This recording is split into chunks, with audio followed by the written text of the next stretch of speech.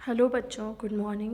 Welcome to our channel personal tutor. आज मैं आपके लाई हूँ कक्षा 8 छत्तीसगढ़ बोर्ड की हिंदी से एक कहानी जिसका नाम है इब्राहिम गादी। इसे लिखा है श्री वृंदावन लाल वर्मा जी ने। शुरू करते हैं आज की कहानी को। सन 1761 में पानीपत के युद्ध में अहमद शाह अब्दाली से मराठे हार गए। मराठों का सेनापति इब्राहिम गादी बंदी हुआ। वह अंत तक लड़ता रहा और घायल हो जाने के कारण पकड़ लिया गया। उस युद्ध में अवध का नवाब शुजाउद्दौला अहमद शाह अब्दाली की ओर से लड़ा था। घायल इब्राहिम को शुजाउद्दौला के टीले में, जो अफगान गाह अब्दाली की छावनी के भीतर ही था, पकड़कर रख दिया गया। अब्दाली को इब्राहिम के नाम से घृणा थी। इब्राहिम के पकड़े जाने और शुजाउद्दौला के टीले में होने का समाचार उसको मिल चुका था, इसलिए उसने इब्राहिम को अपने सामने पेश किए जाने के लिए शुजाउद्दौला के पास दूत भेजा। शुजाउद्दौला इब्राहिम की उपस्थिति से इनकार न कर सका। उसने अनुरोध किया, इब्राहिम काफ़ी घायल हो गया है, अच्छा हो जाने पर पेश कर दूंगा।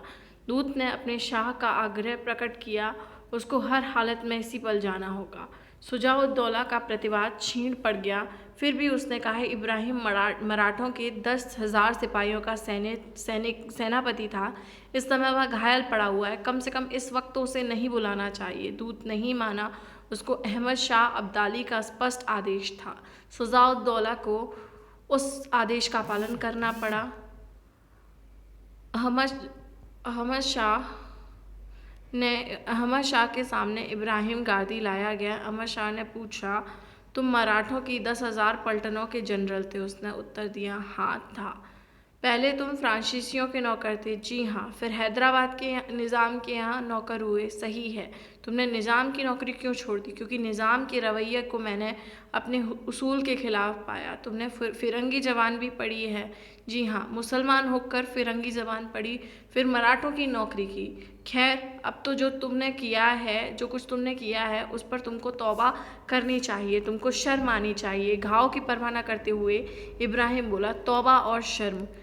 आप क्या कहना चाहते हैं अफगान शाह? आपके देश में अपने मुल्क से मोहब्बत करने और उस पर जान देने वालों को क्या तौबा करनी पड़ती है, और क्या उसके लिए सर नीचा करना पड़ता है? जानते हो तुम इस वक्त किसके सामने हो और किससे बात कर रहे हो? अहमद शाह ने कठोर वाणी में कहा, जानता हूँ, और न जानता होता तो जान जाता, पर यकीन है कि आप खुदा के फरिश्ते नहीं हैं।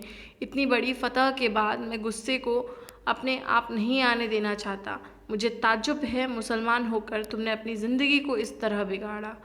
तब आप यह जानते ही नहीं हैं कि मुसलमान कहते किसको हैं? जो अपने मुल्क के साथ गद्दारी करे, जो अपने मुल्क को बर्बाद करने वाले परदेशियों का साथ दे, वह मुसलमान नहीं। मुझको मालूम हुआ है कि तुम फिरंगियों के कायल रहे हो, उनकी शागिर्दी में ही तुमने यह सब सीखा है। क्यों? क्या तुम नमाज पढ़ते हो? हमेशा, पाँचों वक्त। अहमद शाह के चेहरे पर व्यंग भरी मुस्कुराहट आई और आंखों में क्रूरता। बोला, फिरंगी या मराठी जबान में नमाज पढ़ते होगे? इब्राहिम ने घाव की पीड़ा दबाते हुए कहा, खुदा अरबी फारसी या पश्तो जबान को ही समझता है क्या? वह मराठी या फ्रांसीसी नहीं जानता?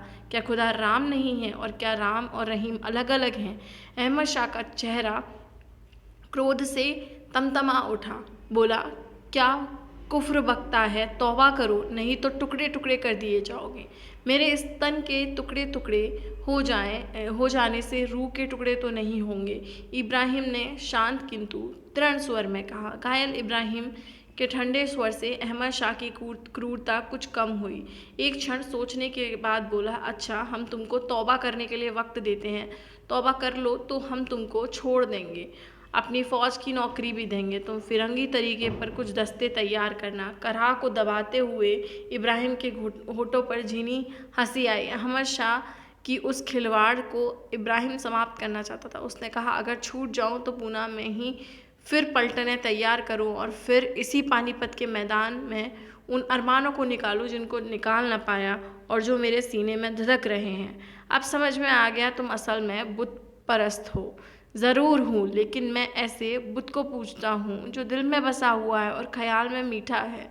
जिन बुतों को बहुत से लोग पूजते हैं, और आप भी, मैं उनको नहीं पूजता। हम भी, खबरदार। हाँ, आप भी। हर तंबू के सामने मरे हुए सिपाहियों के सरों के ढेर के इर्द-गिर्द जो आपके पठान और रुहेले सिपाही नाच-नाच कर जश्न मना रहे हैं, वह सब क्या है? क्या वह बुत परस्ती नहीं? तुम जवान भी हो, तुम्हारा भी वही हाल किया जाएगा जो तुम्हारे सदा शिवराव भाऊ का हुआ है। चकित इब्राहिम के मुंह से निकल पड़ा, क्यों, उनको क्या हुआ? उत्तर मिला, मार दिया गया, सर काट लिया गया। उफ! घायल इब्राहिम ने दोनों हाथों से सर थामकर कहा। अब्दाली को उसकी पीड़ा रुचि, बोला, तुम लोगों का खूबसूरत छोकरा विश्वास राव भी मारा गया। इब्राहिम की बुझती हुई आंखों के सामने और भी अंधेरा छा गया। उसने कुपित स्वर में कहा, विश्वास राव, मेरे मुल्क का ताज, मेरे सिपाहियों के हौसलों का ताज। उफ! इब्राहिम गिर पड़ा। अहमद शाह उसके तड़पने पर प्रसन्न था। उसकी निर्ममता ने सोचा, शहीदी को जीत लिया। इब्राहिम जरा सा उठकर भरभराते हुए स्वर में बोला, पानी। अब्दाली कड़का, पहले तौबा करें वे लोग जो कैदियों, घायलों, निहत्तों का कत्ल करते हैं। अब्दाली से नहीं सहा गया। इब्राहिम भी नहीं सह पा रहा था। अब्दाली ने उसके टुकड़े टुकड़े करके वध करने की आज्ञा दी। एक अंग कटने पर इब्राहिम की चीख में से निकला, मेरे ईमान पर पहली नियाज। दूसरे पर क्षीण स्वर में निकला, हम हिंदू मुसलमानों की मिट्टी से ऐसे सूरमा पैदा होंगे जो वहशियों और जालिमों का नामो निशान मिटा देंगे। और फिर अंत में मराठों के सेनापति इब्राहिम खां गारदी के मुंह से केवल एक स्वर निकला, अल्लाह। तो ये कहानी हमने पढ़ी मराठों के सेनापति इब्राहिम खां गारदी की, जिन्होंने हिंदू और मुसलमानों में कभी कोई फ़र्क नहीं किया।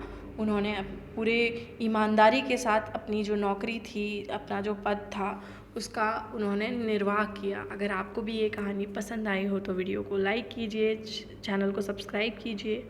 Thank you.